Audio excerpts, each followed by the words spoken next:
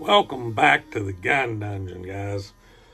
Sitting there loading up some hot hunting loads for the 6.5 Grendel. Using my favorite powder with it, of course, CFE 223. But that's what I'm doing right now, and kind of wanted to talk about a subject that I think everybody's kind of thinking about, and it's pretty simple. Should we be preparing? Now, in that, I don't necessarily mean should we be panic buying or anything like that.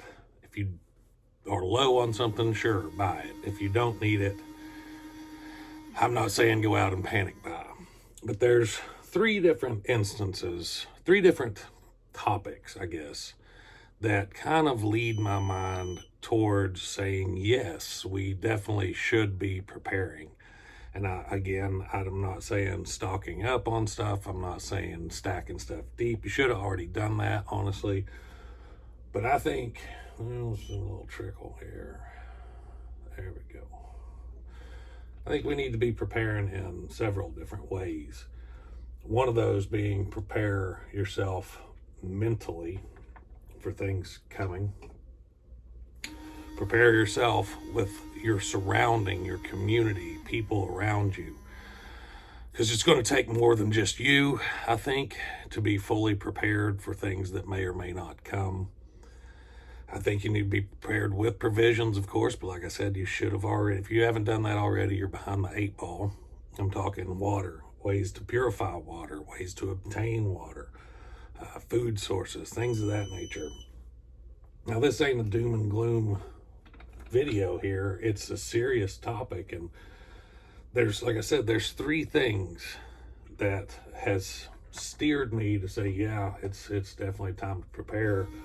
One is look at all of the gang violence, mostly illegal immigrant gang violence that's happening in your larger cities like Aurora, Colorado. What's going on there with like the apartment buildings?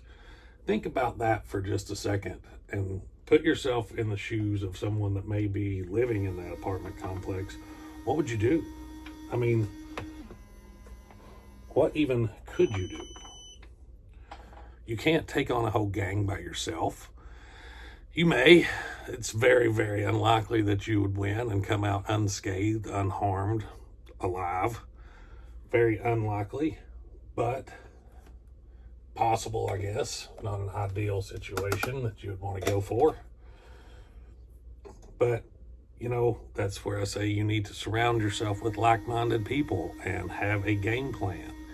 You don't know when that's going to come to your town. You don't know if it may come to a small little rural town because they think they can get by with it with less police officers, less law enforcement, less federal involvement, things of that nature. You just don't know. I know this. You don't let in millions and millions and millions of illegal immigrants and not get the bad folk as well. It's just not possible. We didn't let in millions and millions of all good church-going folk, fellas. That just didn't happen. We got the roughest of the roughest is what we got. People who don't care to break the law right off the bat by coming in illegally. Man, this scale's not being super accurate for me today. A little trickle, come on. There we go. So that's one topic. Another one that you need to be preparing for, I think, is risk of economic disruption. Now, I'm not saying we're going into an economic collapse. I'm not saying we're going into a Great Depression or recession or anything like that, but I know this. All of the indicators that have been the warning signs for recessions in the past have been present for a couple years now. And economists can't figure out, did I say it right? Whatever. The economy, people. I can't say the word. They can't figure out why we haven't went into a recession. But all the predictions say the longer that we go without going into a recession, while these indications are present, the worse it's going to be when it does happen. And to that, I can subjectively say there has been some very strange things happening with our economy, even the global economy. If you look back just a couple weeks ago, the Asian Pacific market had their largest single day crash in, I think, its entire history, followed by its largest raise single day in its entire history. So it's just very strange things happening. We've got several wars globally going on that we are involved in. Whether we should or shouldn't be, that's your decision, your opinion. I don't think we should be, but that's for me to think and you to agree or disagree, I guess. But it's the economy is very fragile, whether we want to admit it or not. And honestly, I don't know. Say we did have an economic collapse here in the U.S., I don't know how deep that affects something. I've never lived through it. I've lived through, some recessions and some housing market crashes and stuff like that. But I don't think I don't think anybody, unless you lived through the Great Depression, and you're pretty old at this point, has ever lived through something truly devastating as far as economy goes.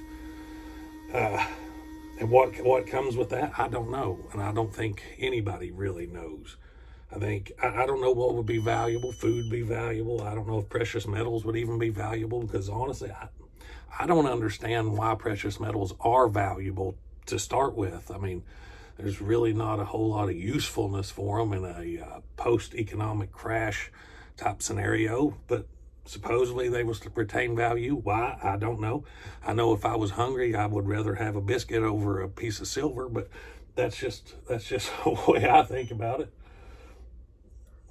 Trickle up again here, but that's just my personal thoughts. But I know having things that are useful is also very, very good assets from that particular perception of things. Ammo, guns, knives, tools, stuff like that can be very, very useful, so therefore it has value. Don't know how far you want to go with that, but it never hurts to be prepared. And the third thing, which is probably the biggest thing that scares me, is I think that we are on the verge of a very, very catastrophic civil unrest. And let me explain why. This ain't me saying, civil war's coming, nothing like that. It may, I'm not ruling it out, but let's just take a quick peek here at what we got happening with this upcoming election. We have a woman running for the Democrat Party side, that didn't win a primary. She ran in a primary, but she didn't even make it to the end. She was one of the least popular candidates in her own party during her own primary. And now they want to act like she's the most popular candidate in the whole entire country. I just don't think anybody really believes that. I don't think she's as popular as the media has pushed and made her out to be. But that doesn't mean that she can't win an election. I don't know if... I honestly don't think they will let Trump win, no matter what. I don't think there is a peaceful path for Trump to enter the White House. I just don't think it's going to happen. What is going on? Did this friggin' thing change on me or what? I think I'm going to have to reset this. Let me just cancel. All right.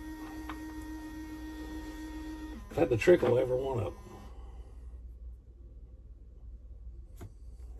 But, all right, so on the flip side of that, let's say Donald Trump does win.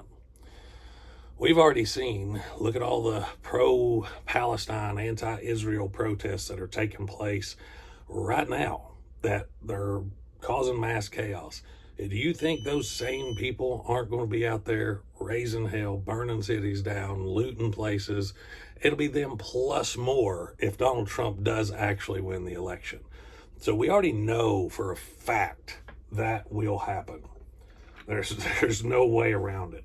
I mean, that side will burn a city down over the dumbest stuff, and they've proven it.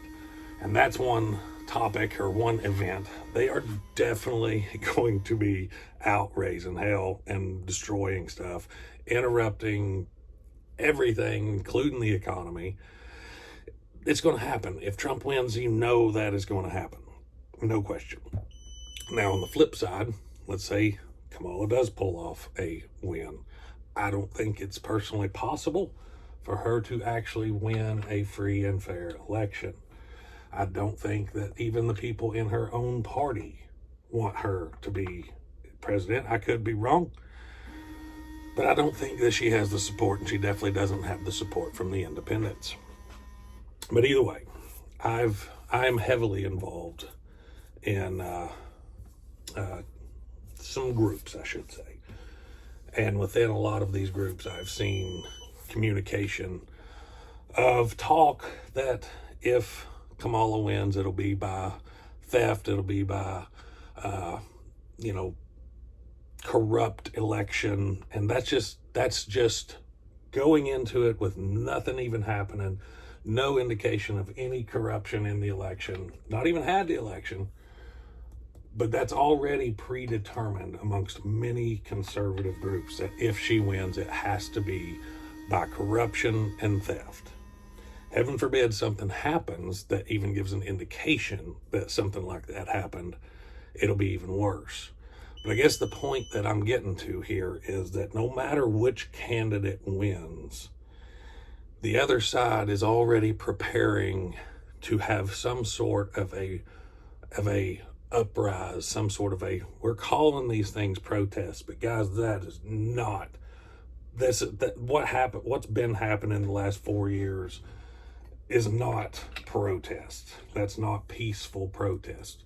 You don't block traffic, you don't burn buildings down, you don't steal shit.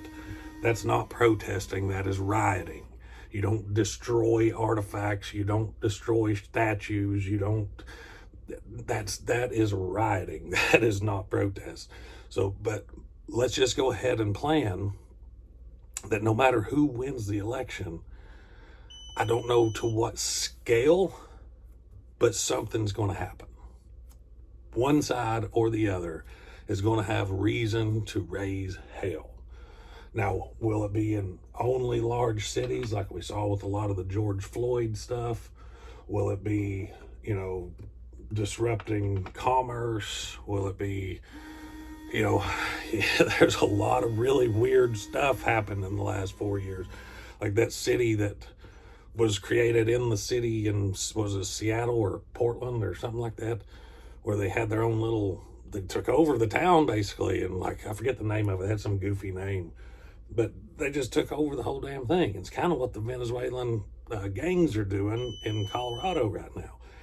There's just so much crap happening that I think we need to be very, very vividly thinking about preparedness and what that means to you. Like I said, whatever you perceive as the biggest threat upcoming, that's what you should probably prepare for. And I don't know what it is. I really feel like something, but I don't know what it is. I know for a fact that after the election, no matter who wins, somebody's going to be raising hell somewhere. So that's probably a subjective or an objective statement I could put out there. Another objective statement is the economy's been doing really weird stuff and is past due for a recession. That's objective. It's pretty objective that the illegal immigrant gangs are taking over cities. That's pretty objective. The only subjective question is how bad is it going to get, and how do you prepare for it? That's what we got to figure out. And you better be getting with people around you that you guys can pull together, have a community of resources and people, because people are resources, and that's going to be your best bet. You can't take on a crowd with just you and your AR-15, because no matter how goofy these blue-haired liberal freaks are, if you got 20 of them that's got AK-47s, I don't care how bad a shot they are, you and your AR-15 ain't going to make it. Somebody's going to get a lucky shot. It's just fact of the matter. You got to have people. People are resources. And if you think everybody's just going to lone wolf it through it, you ain't going to make it. You're going to have to get with people. It's really that simple. But I've about got my cases full of powder here, so I'm going to let you guys go. I've ran 15 minutes on this one. Shoo-wee boy. Anyways, hope you enjoyed the video. I want to hear your all's thoughts and comments down below. This is a pretty deep topic, guys, so I expect a lot of comments here. I want to hear what you have to say. I want to learn from you guys as well. So let me know in the comments what your thoughts are. Until next time, guys, stay tuned.